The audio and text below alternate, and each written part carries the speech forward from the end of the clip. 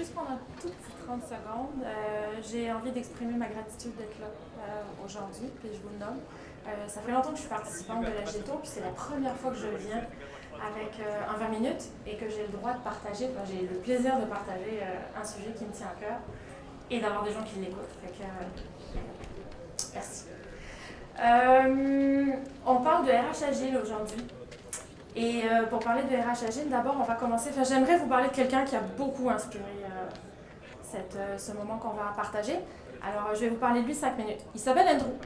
Andrew, c'est un chef cuisinier et il travaille dans un centre d'hébergement. Il travaille pour le compte d'un centre d'hébergement dans les Laurentides qui s'appelle Le Manoir, pour ceux qui connaissent. Et la particularité d'Andrew, c'est que c'est un chef cuisinier. Aucun rapport, donc.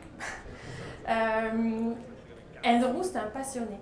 C'est un passionné de légumes, de fruits et de plantes aromatiques. Et quand je vous dis c'est un passionné, c'est un passionné. Je me rappelle de la discussion, mais là, Andrew, quand il est parti, il nous raconte des affaires, c'est juste assez incroyable. Puis je vous dis c'est légumes parce qu'il a une autre particularité, Andrew, c'est qu'il cultive lui-même les légumes qu'il travaille pour les mettre dans sa cuisine. Il a monté un partenariat avec le manoir pour avoir son jardin sur place. Du coup, j'étais curieuse, on embarque la discussion, puis Andrew, je lui demande de me parler de son métier, puis de ce qu'il fait, de ce qu'il fait triper, etc. Et là, Andrew, il commence à me parler, il me dit, tu sais, à la fin, faire de la culture, c'est pas tellement compliqué, mais enfin, il faut quand même faire attention. Il me dit, par exemple, quand je sélectionne mes graines, c'est sûr que je privilégie une agriculture locale, végétale, puis biologique. Donc, il faut que je fasse absolument attention au type de graines et à la qualité des graines que je sélectionne. Mais aussi, il faut que je fasse attention au contexte dans lequel je vais les planter. Donc, la qualité de la terre, l'espace où ça va être planté, le climat, etc. Donc, c'est quand même assez... faut faire attention. Il me dit, il faut faire attention aussi quand je vais faire mes semis, parce que je privilégie une agriculture, comment on appelle ça, de permaculture. Pour ceux qui ne connaissent pas, la permaculture, c'est fondé sur le principe d'autogénération. Donc, on crée des systèmes qui s'autogénèrent. Et il me dit ça, en culture biologique, ça veut dire quoi? Ça veut dire qu'il faut faire attention où c'est qu'on plante les graines, à bonne distance des plantes d'à côté, et surtout à la distance de certaines bonnes plantes, parce qu'il y a des plantes qui nourrissent, il y a des plantes qui protègent, il y a des plantes qui détruisent, fait qu'il faut faire très attention où c'est qu'on place les graines, à bonne distance pour laisser passer, pour faire grandir les racines, et en respectant les temps de pousse de chacune. Fait que faire des semis, c'est quand même assez technique. Et depuis quand je suis rendue là, j'ai plus grand chose à faire parce que moi, je tire pas sur mes radis pour qu'ils poussent plus fort, fait que plus vite en tout cas. Donc, moi, la seule chose que je peux faire, c'est travailler sur protéger contre les intempéries, donc protéger les plants, donc contre la pluie, la neige, etc. Je peux aussi couper les gourmands des tomates, je peux mettre des tuteurs, je peux fertiliser naturellement la terre, je peux arroser au besoin, etc., etc. Mais je peux pas pousser, je peux pas tirer sur mes radis pour pousser plus fort. Oui, effectivement. Et là, il me dit, Céline, il faut que tu comprennes un truc. Hein. Il dit, oui, je le sais que j'ai planté des panais, des carottes, puis des betteraves cette année. Par contre, il faut que tu comprennes que j'ai aucune espèce d'idée de ce qui va pousser là. Moi, j'ai juste planté des graines. La seule chose que je peux faire, c'est attendre que ça pousse, regarder, observer, leur dire que je les aime et qu'elles sont belles, puis essayer de les protéger de tout le reste. Mais je peux rien faire d'autre. Fait que le jour où je récolte, là, c'est pas mal le bordel dans mon jardin. C'est comme « Oh yeah, c'est bon! » Andrew, c'est un passionné, je vous l'ai dit. Il me dit « Moi, là, quand mes légumes sont là, alors des fois, ça arrive que ça marche pas. C'est pas cool. Pas le choix. Faut s'ajuster. Pourquoi ça n'a pas marché? Je regarde, je fais des hypothèses, puis je m'en sers pour le cycle d'après, de pousse, et j'essaye d'adapter pour que la prochaine culture soit meilleure. Mais il me dit « Le jour où ça a pris, là, il me dit, Céline, j'ai planté des panais, puis un jour, je les récolte et j'ai aucune espèce d'idée de la taille qu'ils vont faire, de la couleur qu'ils vont avoir, de la structure, de la texture qu'ils vont avoir, de la saveur qu'ils vont avoir. Et là, moi, je suis un cuisinier, puis j'aime travailler les produits. Fait que là, je commence à penser les panais, les betteraves, les herbes, etc. Là, ça me fait partir, je commence à penser à mes plats, à mes recettes, à mes inspirations. Puis là, il est parti. Puis là, je l'ai perdu. Honnêtement, là j'ai perdu Andrew.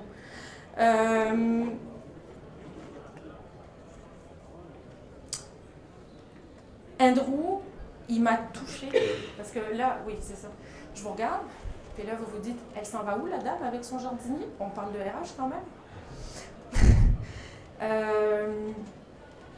Andrew, il m'a touchée. Je vous l'ai dit, il me regardait, il avait le sourire en haut des yeux, les yeux qui brillent, il shakeait de partout, il me parlait de son jardin comme si c'était le « Oh my God, c'était la fête nationale ». Enfin, moi, il m'a touchée. Et il m'a touchée parce que Andrew, ben, il tripe son métier. Puis quand j'écoute Andrew parler de son métier, puis de voir comment il tripe le sien, ben moi, ça me rappelle le mien. Et là, je me rends compte que je ne me suis pas présentée, fait que je vais me présenter.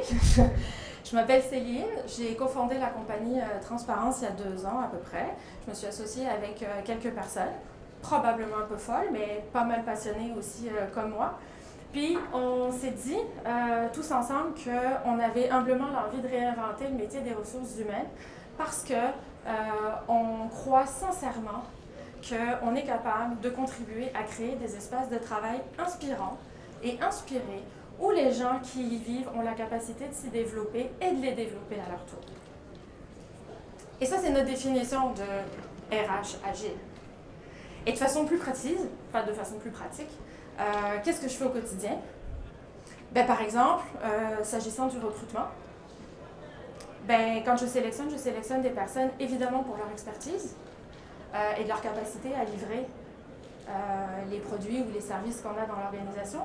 Mais je m'assure aussi de sélectionner des personnes qui vont être capables de s'intégrer dans la culture de l'organisation et qui vont être capables de s'épanouir dans cette organisation-là. Et ça, c'est cool parce que c'est assez nouveau.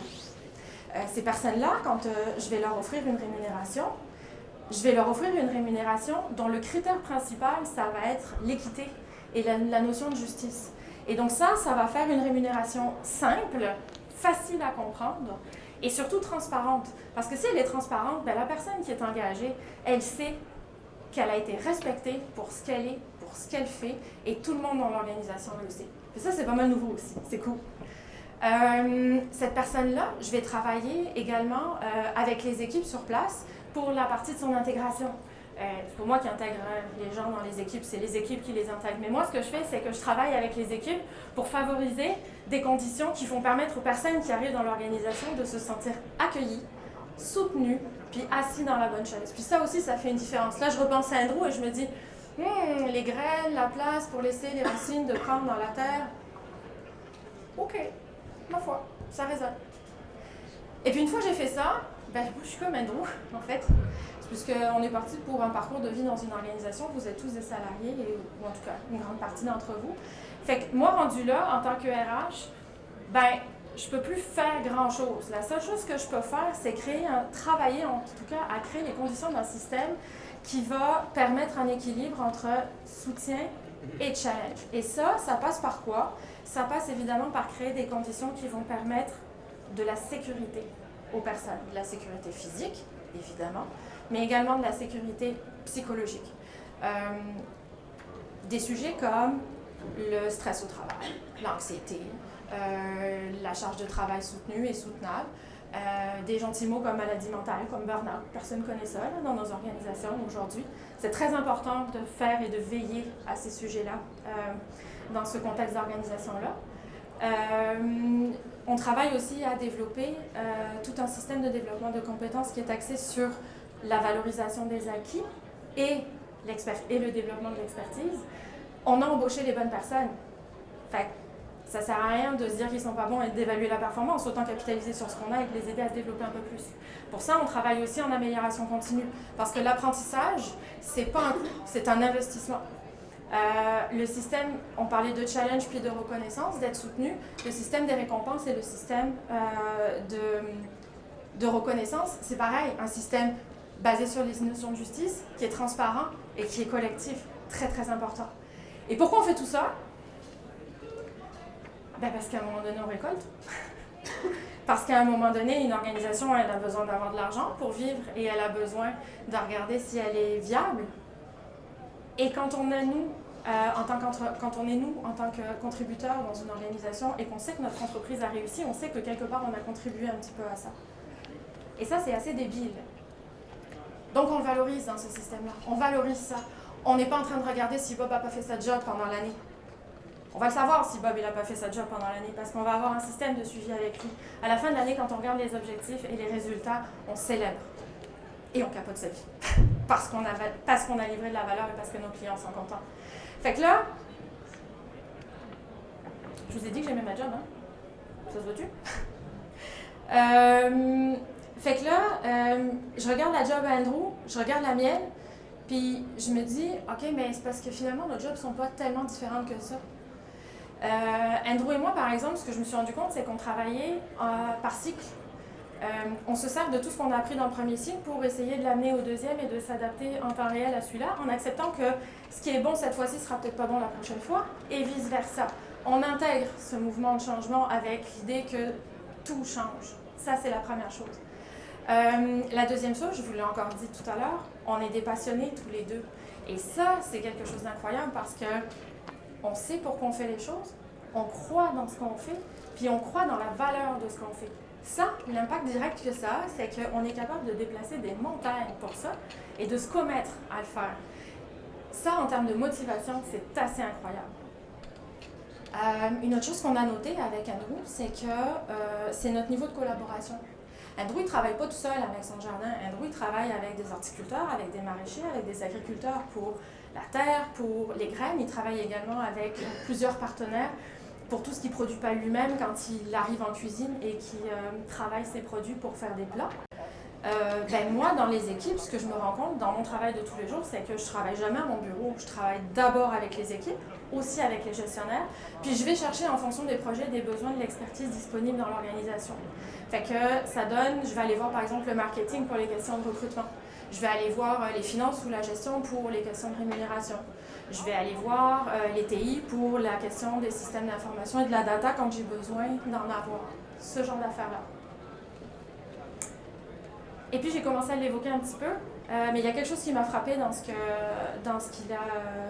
la façon dont il travaille, Andrew, c'est que pour tout ce qu'il ne produit pas, il a mis en place un système de traçabilité et d'information complètement accessible aux consommateurs directs. Ce qu'on appelle en fait un système transparent. Et ça, c'est incroyable dans le système d'Andrew parce que quand on est un client et qu'on arrive à table, on sait exactement tout ce qu'on a dans notre assiette, tout ce que lui il a fait, tout ce que lui il n'a pas fait, et on a accès à absolument tout. C'est extrêmement rassurant et ça enlève le doute sur absolument tout. Alors moi, je me suis rendu compte que dans l'organisation, je faisais exactement la même chose. Le non-dit, quel qu'il soit, voulu ou subi, est la porte ouverte à conflit, frustration et probablement d'événements plus graves. Donc, on travaille principalement dans un système RH agile à lever le voile sur absolument tous les sujets. La rémunération en premier, les budgets, les résultats, les objectifs. Les objectifs, parenthèse, il faut que je vous en parle. Objectifs individuels, d'équipe, collectif. Vous êtes une équipe de 6 personnes. Vous avez chacun des objectifs individuels avec votre manager. Vos collègues ne savent pas. Puis là-dessus, vous avez des objectifs d'équipe. Puis là-dessus, vous avez des objectifs d'organisation. Je vous laisse gérer la cohérence de ça. Quand personne ne sait rien. Puis ça non plus, personne ne vit ça dans son organisation aujourd'hui. Fait que c'est ça. En fait, Andrew et moi, on fait la même job, mais juste pas avec les mêmes produits. Puis Andrew, il a dit un truc aussi, je voulais partager tout à l'heure, mais Andrew, il a dit un truc qui est assez fort. Il m'a dit, je ne fais pas pousser, je ne tire pas sur mes radis pour les faire pousser. Moi non plus, je ne tire pas sur mes jambes pour les faire travailler plus fort. Il y a des gens qui sourient. Non, je ne tire pas sur mes jambes pour travailler plus fort. La seule chose qu'on peut faire quand on est un RH dit agile dans le contexte d'aujourd'hui, c'est créer un système, et je dis bien créer un système qui soutient les individus, valorise la création de valeur et encourage la création de valeur et célèbre les réalisations. La façon de le dire plus simplement, c'est que Andrew et moi, dans nos métiers respectifs, ce qu'on fait, c'est prendre soin du vivant.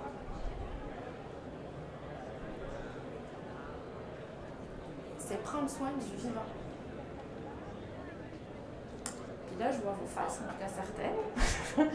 et j'entends le discours dans la tête. OK, elle vient d'une planète rose, avec des licornes roses, puis des belles lunettes roses, et puis tout ça. OK. Je vous l'ai dit que j'étais passionnée, hein? Je vous l'ai peut-être pas dit, mais je suis peut-être idéaliste aussi. Je suis peut-être une rêveuse aussi. OK. Puis, je travaille depuis quelques années aussi quand même dans la vraie vie. Puis il y a une observation dont je peux vous parler dans ces 15 dernières années, c'est que toutes les entreprises où je suis passée, toutes ces entreprises où les gens étaient heureux, ou en tout cas épanouis au travail, ben, ça faisait des entreprises avec des clients heureux. Puis des clients heureux, ben, ça fait des entreprises ensemble. Il y a la présentation qui va vous être donnée si vous la voulez. On a mis plein de références d'articles.